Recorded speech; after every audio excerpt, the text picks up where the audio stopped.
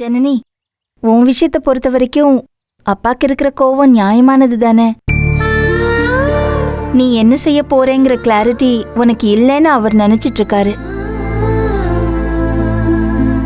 நீ வாழற வாழ்க்கை அவர் கண்ட கனவு மாதிரியும் இல்ல, நீ விரும்புற மாதிரியும் இல்லாம ஏதோ நட்டாத்துல இருக்கேங்கிற ஆதங்கம் அவருக்கு கோவமா வெளியில வந்துட்டு இருக்கு. அவங்க அப்பா மட்டுமா? எல்லா அப்பாவும் அப்படித்தான். தான் பிடிச்ச முயலுக்கு 3 கால நிப்பாங்க. கட்டி கொடுக்கறதுக்கு முன்னாடி நல்ல இடம் கட்டிக்கோன்னு ஒத்த கால நிப்பாங்க. கட்டி கொடுத்துட்டு ஏமாந்துட்டோன்னு தெரிஞ்சதுக்கு அப்புறம் ஐயே வேணா வீட்டுக்கு வந்துருன்னு கத்துவாங்க. ஒரு பேலன்ஸே இல்லாம இருக்க வேண்டியது. நீங்க எல்லாம் இருக்கிற அப்பாரு இப்படி இல்லையேன்னு குறையா பேசுறீங்க. ஒரு அப்பாரு மட்டும் இல்லைன்னா குடும்பத்துக்கு எவ்வளவு பிரச்சனைன்னு நல்லா உணர்ந்தவனா. ரேணு, எங்க அப்பாரு செத்துப்ப நான் பள்ளிக்கூடத்துல இருந்து என்னை வேக வேகமா அழைச்சிக்கு வராங்க. எனக்கு எதுவுமே புரியல. எங்க ஐயா போன பிறகு எங்க போறது என்ன செய்யறதுன்னு தெரியாம நானும் எங்க அம்மாவும் நில கொழிஞ்சு நின்னோம். திக்கு திசை தெரியல, வாழ்க்கைய தலைகீழ மாறி போயிருச்சு. எங்க அப்பாரு கூட இருக்கிற வரை நிம்மதியா சந்தோஷமா பாதுகாப்பா உணர்வோம், தூங்குவோம். ஆம்பளைங்கிறதுனால இல்ல, அப்பாங்கிறதுனால. ரேணு,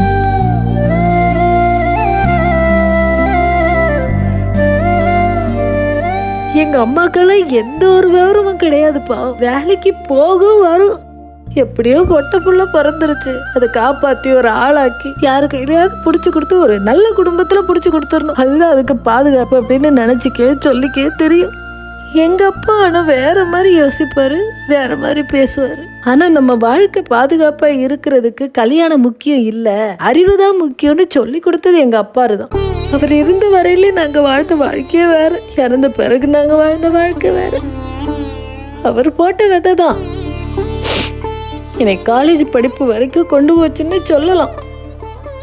அவர் போனதுக்கு அப்புறம் கூட அடப்பிடிச்சு எப்படி எல்லாமோ காலேஜ் வரைக்குமே வந்துட்டேன். டிகிரி முடிச்சு விட்டாலே ஜெயிச்சு விடுவோன்னு உறுதியா இருந்தேன். வேலைக்கு போய் தப்பிச்சிடலான்னு நினைக்கல, குடியை கெடுக்கிற மாதிரி கல்யாணம் கட்டி இடு கொண்டு வந்து தள்ளி விட்டாங்க. அப்ப தெரியல, விரும்பித்தான் கட்டிக்கிட்டேன். அதோட முடிஞ்சு வாழ்க்கை மாறி போச்சு.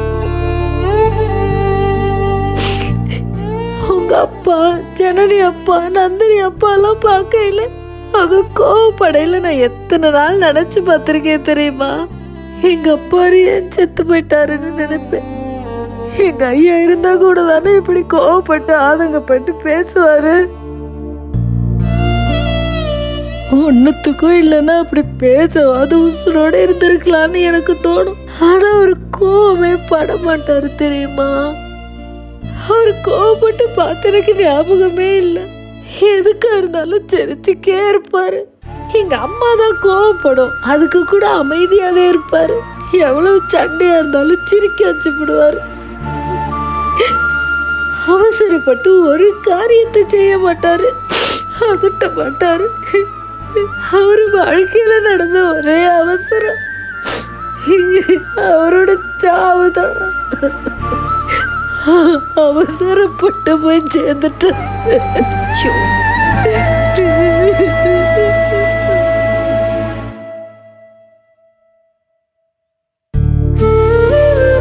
அழாத ரேணுகா. ரேணு, இது பாரு, அழாத.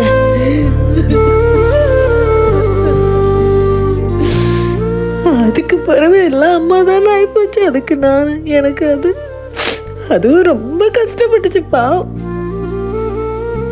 ஒத்தாசைக்கு அதுக்கு இப்ப ஆதரவு இல்லைன்னு நினைக்கல எனக்கு ரொம்ப வேதனையா இருக்கும். அதைத்தான் காட்டக்கூடாதுன்னு படக்கு படக்குன்னு பேசுவேன். எங்களுக்கு எல்லாம் எந்த உறவும் கூட வரல, அதனாலதான் ஒன்னாவே இருக்கணும்னு நினைப்பேன். என்ன விரட்டினாலும் பின்னாடியே போவேன். எப்படி எல்லாமோ ஆரம்பிச்சு எப்படி எல்லாமோ வந்து முடிஞ்சிருச்சு. நம்ம ஊரே மோசமான ஊருக்கா. பையனா இருந்தாலும் பொண்ணா இருந்தாலும் ஒரே மாதிரி தான் படிக்க வைக்கிறாங்க. இன்னும் சொல்ல போனா பையனுக்கு படிப்பு செலவோட போயிருது. பொண்ணை பெற்றவங்க நகை நட்டி எல்லாம் கொடுத்து கட்டி கொடுத்தாலும் அவங்க அப்பா அம்மாவுக்கு முடியலன்னா போய் பார்க்க கூட முடியாது. சேர்ந்தாப்புல ஒரு வாரம் வச்சு பார்த்துக்க முடியாது. மாமியார்கிட்ட சொல்லணும், வீட்டுக்கார்ட்ட சொல்லணும், வீட்டில் எல்லாரும் ஓகே சொல்லணும். கேட்குறப்ப மூஞ்சியை கடுகடுன்னு வச்சுக்கிட்டு உங்கள் அம்மாக்கு என்ன நல்லா தானே இருக்காங்கன்னு சொல்கிறப்ப ஒரு கோவம் வரும் பாருங்க. அப்படியே இழுத்து வச்சு சாத்தணும் போல இருக்கும்.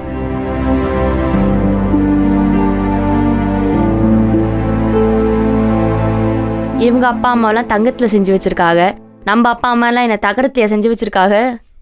என்ன புத்தியோ. ஆனால் இதெல்லாம் இப்படி இருக்கக்கூடாது, மாறணும், நிறைய மாறணும். ஆனால் எனக்கு இப்போதான்க்கா விளங்குது, பெரிய மாமா நல்லா பிளான் பண்ணி தான் நம்ம 4 பேர் இந்த வீட்டுக்கு கூட்டியாந்துருக்காரு. நம்மலாம் ஒத்த பிள்ளைங்க அவங்கவுங்க வீட்டில். கூட பிறந்தவங்க அண்ணன் தம்பி அக்கா தங்கச்சி யாரும் கிடையாது. அப்போ யார் நமக்கு சப்போர்ட்டுக்கு வருவா? கேட்க நாதி கிடையாது. நமக்கு யாரும் கூட நிற்க மாட்டாங்கன்னு தெரிஞ்சுதான் இப்படி நம்மளை கூட்டு வந்திருக்காரு. ஜனனிக்கு ஒரு தங்கச்சி இருக்கு, ஆனா அது வயசுல சின்ன பிள்ளைல. இதெல்லாம் மாறணும்னா முதல்ல நாம மாறணும். பொண்டாட்டியாவே இருந்தாலும் அவ ஒரு இண்டிவிஜுவலுங்கிற எண்ணத்தை அவங்க மனசுல நம்ம உருவாக்கணும். நீயும் சொல்லிட்டு தான் இருக்க, நாங்களும் முயற்சி பண்ணிட்டு தான் இருக்கோம். ஆனா தைரியமா பேச வார்த்தை வரதுக்கு முன்னாடி தான் இந்த புள்ள முகம்தான். தாரா, எங்கக்கா தாரா? எங்க இங்கதானே இருந்தா? இங்கே தானே இருந்தா? இங்கதான் இருந்தா சித்தி. எங்க போனா? இல்லையே, முன்னாடி எங்கேயும் போயிருப்பாளோ? தாரா தாரா, எங்கக்கா போனா? தாரா, போங்க. தாரா, தாரா, நான் போய் பார்த்துட்டு வரேன். போயிருப்பா. எங்கிட்டு போனாலும் விளையாட்டு புத்தி ரொம்ப ஜாஸ்தியா போச்சுக்கா. வர வர எனக்கு. குழந்தை எதுவும் விளையாடிக்கு இருக்காளோ? தாரா, தாரா, தாரா, தாரா, தாரா, தாரா, தாரா, தாரா, தாரா.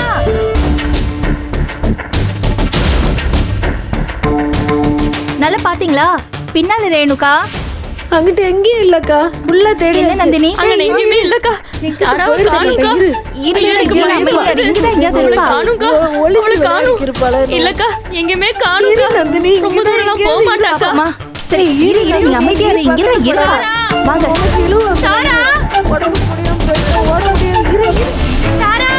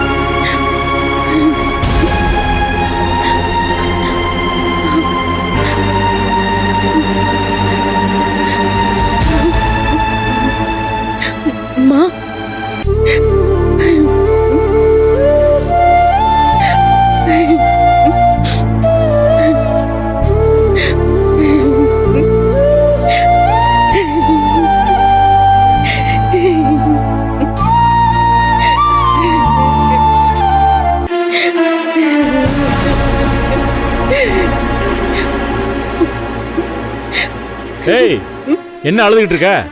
உன்னால பிரசவம் அதிகமாகி அம்மா உள்ள படுத்து கிடக்கு. அம்மாவுக்கு ஏதாவது ஒன்று ஆச்சுன்னு வையே, உன்னை உண்டு இல்லைன்னு பண்ணிடுவேன். தங்கச்சின்னு கூட பார்க்க மாட்டேன். சும்மா நீளுக்கு நீர் வடிக்காத. லவ் பண்றீங்களோ லவ்?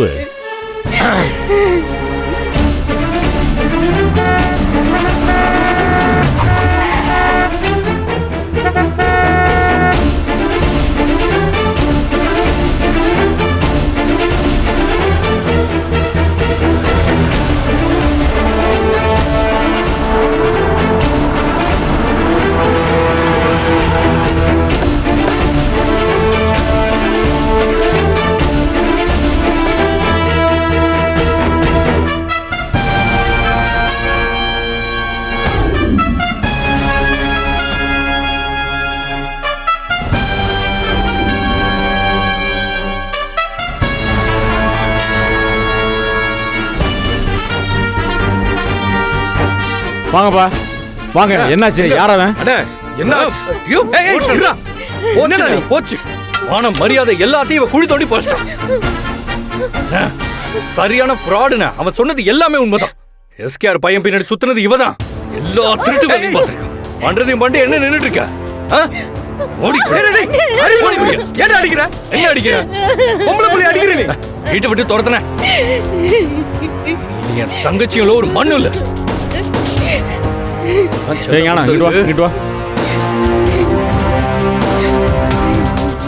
ஏய், என்னது?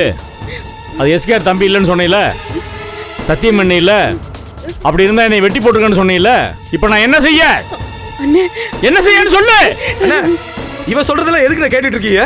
அந்த வீட்டுக்கு போனா அந்த பொம்பளையில இருந்து வீட்டுல இருக்க அத்தனை பேர் எங்களை எப்படி அவமானப்படுத்தினாங்க தெரியுங்களா? அந்த பையன் கிட்ட கேட்டா இவளை நான் லவ் பண்ணல, இவன் என் ஃப்ரெண்டுன்னு சொல்றான். இல்லன்னு அப்படிலாம் சொல்லிருக்க மாட்டானே. சொல்றான்னு சொல்றேன்ல. நீ ஊடி வாய். மாமா, அதுவும் அந்த அரடி ஸ்கேல் அரசு இருக்கானே, அவன் ஒசரத்துக்கு என்ன எகிரி எகிரி அடிச்சான் மாமா. எல்லா அடியும் தாங்கிக்கிட்டேன். யாருக்காக? உங்க முகத்துக்காக மாமா. அண்ணே ப்ளீஸ், அவன் சத்தியமா அப்படி சொல்லிருக்க மாட்டானே. ஒரே ஒரு தடவை ப்ளீஸ். பேசாதடி.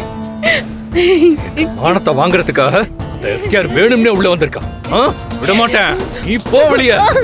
டேய் டேய் ஜபரு, உன்னை வெட்டி போட்டாலும் போடுவாமே தவிர அந்த பயலோட உன்னை சேர்த்து மட்டும் வைக்க மாட்டோம். நான் வேணாம். நம்ம வீட்டுக்கு வேணாம். தூக்கி வீசிடலாம். இவளை வெளியே தூக்கி வீசிட்டா? வீசுறேன்.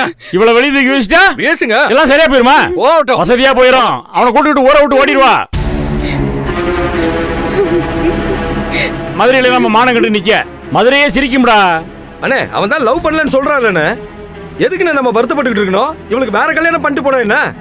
ஏய் ஞானா, லவ் பண்ணலனாலும் அந்த எஸ்கேஆர் என்ன மாதிரி பண்ணுவானப்பா நம்ம மானத்தை வாங்குறதுக்காக. அவனே 2 பேர்த்தையும் நம்ம தங்கச்சியும் அவன் தம்பியை ஒன்னா சேர்ந்து ஓட வைப்பேன். நாளைக்கே பசேத்தி விடுவான் 2 பேர்த்தையும். அவன் எப்பேற்பட்ட ஆள் தெரியுமா உனக்கு? அப்படி ஒரு விஷயம் நடந்துடக்கூடாதுப்பா. ரொம்ப கவனமா இருக்கணும். நான் தரமாட்டேன். நான் வேற ஒரு முடிவு எடுத்திருக்கேன் ஞானம். ஆத்தா மீனாட்சி முன்னாடி நின்றுக்கிட்டு பெரிய முடிவு எடுத்திருக்கேனப்பா நானு. அவனுக்கு நம்ம தங்கச்சி கிடையாது. வெக்க மானத்தை விட்டுட்டு எஸ்கேஆர் வந்து கேட்டா கூட நம்ம தங்கச்சியை தரமாட்டேன். வேணாம், வேணவே வேணாம். நம்ம தங்கச்சி கிடையாது அவனுக்கு.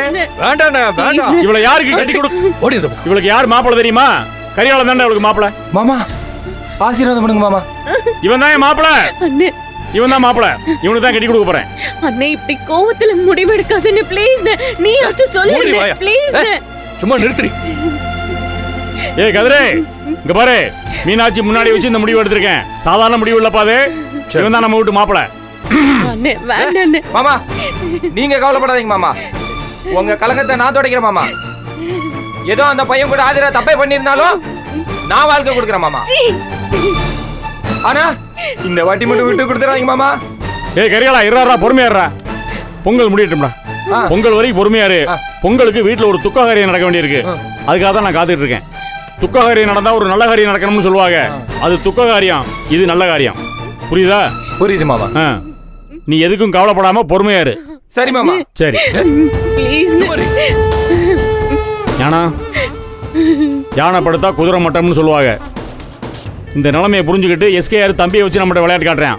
இதுக்கு சேர்த்து வச்சு பதிலடி கொடுக்கணும்ப்பா. ஈஸியாக விட்டுறக்கூடாதுப்பா. பொங்கல் முடியட்டும். பொங்கல் முடிஞ்சோன்னே எல்லா காரியத்தையும் நடத்துகிறோம். தை பிறந்தா வழி பிறக்கும்பாங்க. நமக்கு தை பிறந்தோடனே 2 வழி பிறக்க போகுது.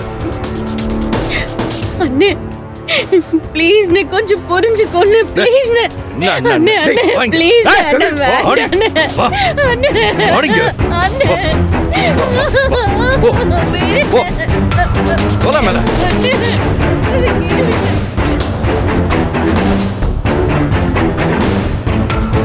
ஏய் கரிகாலா, இனிமே வெளியே எங்கேயும் நீ போகக்கூடாதா? என் கூடயே இருக்கணும். நான் திரும்பி பார்த்தா என் பின்னாடி நிற்கணும். நான் உங்க தளபதி மாமா.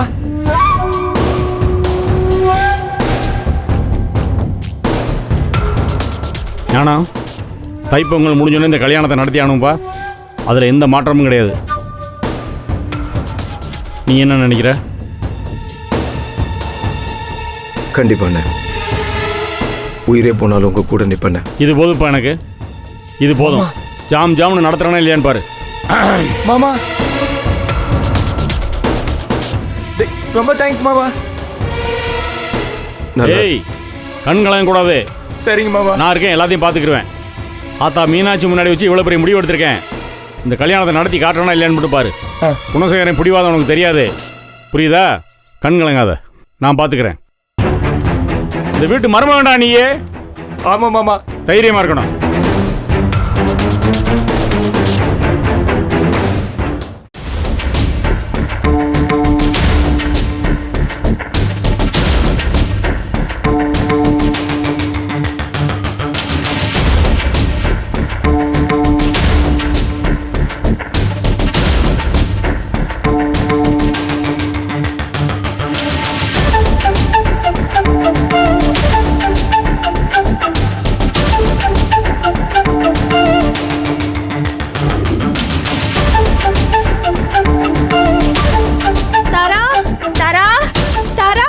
அண்ணி, என்ன என்னாச்சு? தாராவை காணும் சக்தி. தாராவை காணுமா? எங்க போனா? நாங்க கோயில்ல பேசிக்கிட்டு இருந்தோம், அங்கதான் விளையாடிக்கிட்டு இருந்தா திடீர்னு பார்த்தா காணோம். கொஞ்சம் பாரு சக்தி. சரி வாங்க போய் பாப்போம். தாரா, பாப்பா, எந்த ஊர்ல இருந்து வரிய? மதுரையில இருந்து வரேன். அப்படியா? என்ன படிக்கிற? அம்மா, அக்கா இந்த புள்ள பாத்து. வாடி. வாவே, இங்க வா. வாடி வா. அக்கா தாரா வந்துட்டா. இங்க வா. இங்கிட்டு வா. இங்கிட்டு வாடி. எங்க போன? எங்க போன? அறிவு வேணாம். அடிச்ச மனசுல விளையாட்டுல ரொம்ப ஜாஸ்தியா போச்சு. அறிவு கிட்டவளே. அக்கா விடு. அக்கா விடுங்கக்கா. கொஞ்சமாச்சு அறிவு வேணாம். எங்கடி போன? எங்க போன? உன்னை வெச்சாதான் இனிமே இங்க போக மாட்டா. அம்மா மாமா இருங்கம்மா, ஏன் குழந்தை அடிக்கிறிய?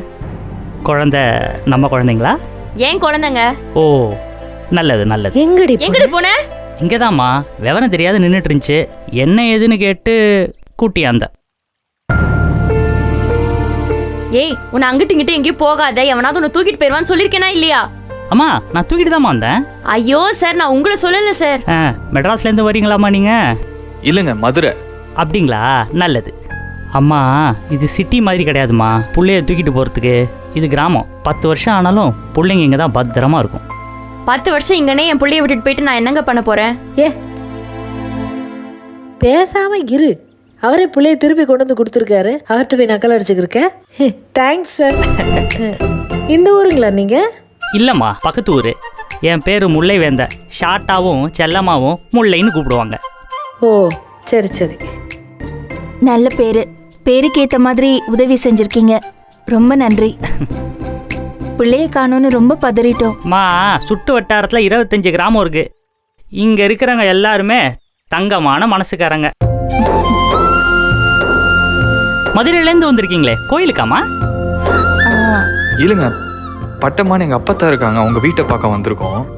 அவங்க அப்பா பேர் கூட ஸ்ரீனிவாசன். ஓ, அவருங்களா? ம், பெரிய குடும்பமாச்சே. அதான் குழந்தை நல்லா விவரமா பேசுது. என்னம்மா தனியாக நிற்கிறியேன்னு கேட்டேன். ஏன் நிற்கக்கூடாதான்னு கேட்குது. அப்படி இல்லைம்மா, பார்க்க புதுசாக இருக்கேன்னு கேட்டேன்னு சொன்னா, ஏன் புதுசாக இருந்தால் ஊருக்குள்ளே வரக்கூடாதான்னு கேட்குது. அப்போதாம்மா புரிஞ்சுக்கிட்டேன், இந்த புள்ள தொலைஞ்சு போய் நிற்கல, வழி தெரியாமல் யோசிச்சுட்டு நிற்குதுன்னு. ஏம்மா தொலைஞ்சு போயிட்டியேன்னு கேட்டா, நான் எங்கே தொலைஞ்சேன், என் கூட வந்தவங்க தொலைஞ்சிட்டாங்கன்னு என்கிட்ட சொல்லுது. ரொம்ப சூதானமான புள்ளம்மா, இதை பற்றி நீங்கள் கவலைப்பட வேண்டியதில்லை. வாய் ஜாஸ்தியா இருந்தாலும் புத்தி அதிகம். அவங்க அம்மா மாதிரி இருக்கும் போல. புத்தி இருந்தா இப்படி போவாளா? விடுடி. உலகத்துல எந்த மூலையில விட்டாலும் பொழைச்சிக்கும். ரொம்ப நன்றிங்க. நல்ல முல்லை முல்லை வேந்தன் சொல்லிட்டீங்க. சரி. அங்கிட்டு இங்கிட்டு நீங்க ஓடிட்டு இருந்தனா இந்த மாதிரி கிறுக்கு கிட்ட தான் மாட்டீங்க. சும்மா இருடி, அவங்க அந்த பக்கம் தான் போயிருக்காங்க, கேட்க போகுது. இனிமே எங்கேயாவது ஓடி பாறேன், உரிச்சு ஊறுகாய் போட்டுருவேன் பாத்துக்க. விடு விடு, வந்துருச்சுல அப்புறம் என்ன?